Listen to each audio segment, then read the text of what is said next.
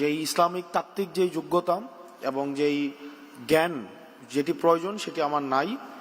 আমি গত 1 বছর এবং আমার বিশ্ববিদ্যালয়ের 7 বছর 6 বছরের যে অভিজ্ঞতা আমার হয়েছে এবং আমার এই গত বেড়ে ওঠা সব মিলে ইসলাম, বাংলাদেশ এবং আমাদের সমাজ ব্যবস্থার আলোকে আমার যেই কিছু অভিজ্ঞতা হয়েছে আমি সেটি আপনাদের সামনে শেয়ার করতে পারি।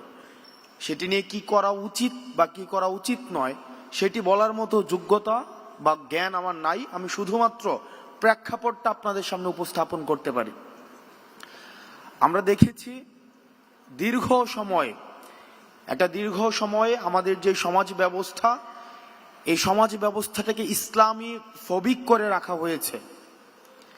এমনভাবে আমাদের মিডিয়া, আমাদের কালচার, আমাদের শাসন ব্যবস্থা তৈরি করে রাখা হয়েছে, যেখানে এমনভাবে উপস্থাপন করা হয়েছে যে একটা ইসলাম মেজরিটির একটা দেশ, সেখানে ইসলাম প্রিয়তা, ইসলাম মুখী এই বিষয়টাকে ইসলাম ভীতি হিসাবে উপস্থাপন করা হয়েছে। এটা অত্যন্ত সুপরিকল্পিতভাবে করা হয়েছে। এখন সেটা থেকে উত্তরণ আমরা কিভাবে ঘটাবো, সেটার উত্তরণ নিয়ে আমরা সেটা থেকে উত্তরণ কিভাবে করতে পারি সেই বিষয়ের সেই পথ আপনাদেরকে উন্মুক্ত করতে হবে। আপনারা এখানে যারা এই বিষয়ে অভিজ্ঞ রয়েছেন, এটির পথ আপনাদেরকে উন্মুক্ত করতে হবে এবং আমাদেরকে দেখাতে হবে যে এই পথে হাঁটলে ইসলাম নিয়ে যে এই ধরনের বিভ্রান্তিকর তথ্য রাষ্ট্র ব্যবস্থায়, সমাজ ব্যবস্থায়, আমাদের কালচারাল অঙ্গনে, আমাদের সুশীল সমাজে যে ভয়টা রয়েছে সেই ভয়টা কাটানোর জন্য আমাদেরকে পদক্ষেপ নিতে হবে। এবং পদক্ষেপ কি হতে পারে সেগুলো আপনারা আলোচনার মধ্য দিয়ে নির্ধারিত করতে হবে।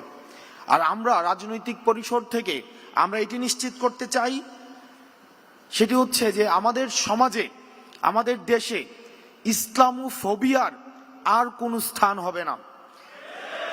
একই সাথে অতীতে আমরা যেটি দেখেছি যে আমাদের দাড়ি টুপিওয়ালা যারা আছে, আমাদের ইসলামী অঙ্গনের যে মানুষগুলো আছে, তাদেরকে নিয়ে একটা দীর্ঘ সময় হাসিনা এই ফেসিবাদের সময় জঙ্গি নাটকের বিভিন্ন নাটক মঞ্চস্থ করেছে।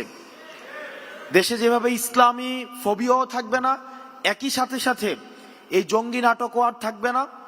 একই সাথে কোনো ধরনের এক্সট্রিমিজমও যেন না ঘটে সেই বিষয়গুলোতেই আমাদেরকে সচেতন থাকতে হবে। আমরা এক্সট্রিমিজমকেও কোনোভাবে স্থান দিব না।